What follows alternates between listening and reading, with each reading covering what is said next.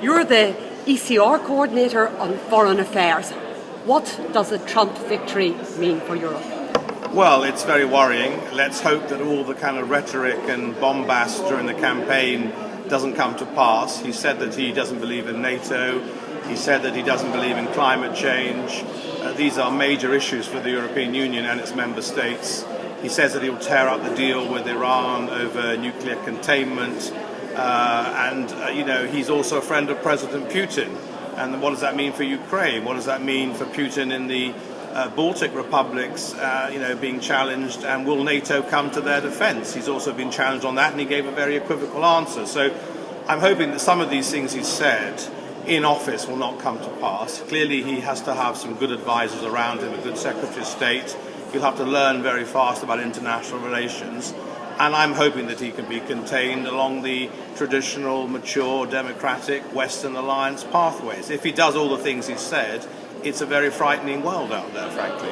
But I don't think he will. I suspect that in office we'll see a different Donald Trump from the one we saw during the campaign. People have speculated about who the new Secretary of State will be. One of the possible candidates is Newt Gingrich, who has been opposed to the Iran deal, as you mentioned, as one of the issues. What would that mean for the Iran deal that we currently have?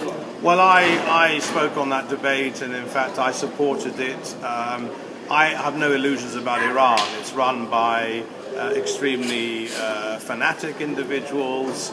I don't think that Rouhani is a moderate by our standards, but what are the alternatives? There was no other way of stopping Iran acquiring a nuclear weapon. Do we really want to see a nuclear arms race in the Middle East? No, we don't. And I think this was Obama's legacy. I supported it. I held my nose. Human rights are appalling in Iran. People are still being hanged for sexual misdemeanors. I've been a critic of Iran for 15 years in this parliament, but nevertheless, sometimes you have to make peace with your enemies.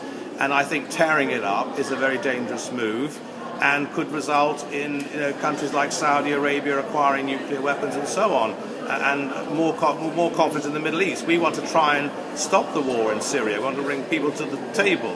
I think this kind of unilateral action is very unhelpful, but it remains to be seen whether they will do that. But that certainly has been the statement and the threat, and many Republicans would support that. And of course the Republicans control the Senate and the House of Representatives. So the new president in January, Trump, has a very strong hand, because I think it's the first time since 1928 where you have Republican Party, GOP, controlling both the presidency and the Congress. If they want to get rid of the deal, they will do so, but I think that sends a very, very bad signal personally.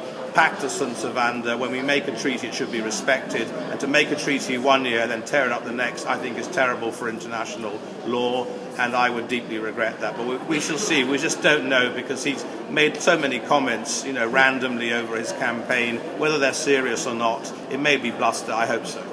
Donald Trump has said that he is, at best, lukewarm about the US's involvement in NATO. Do we need to rethink how we approach NATO in Europe?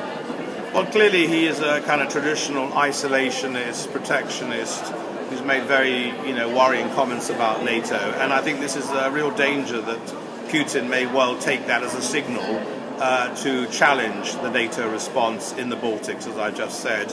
I'm hoping that one of the reactions to this will be that my country, and I was a passionate Remainer, pro-European, will think again about relying just on NATO for its own security architecture, and that we will therefore think positively about the idea of remaining fully engaged with the common foreign security policy, the common security and defence policy, and plugged into all the structures. Because we do need to hedge our bets, the United Kingdom. Because if we Brexit out of everything European and then NATO implodes, we would be totally alone in the world, which is a very dangerous place to be.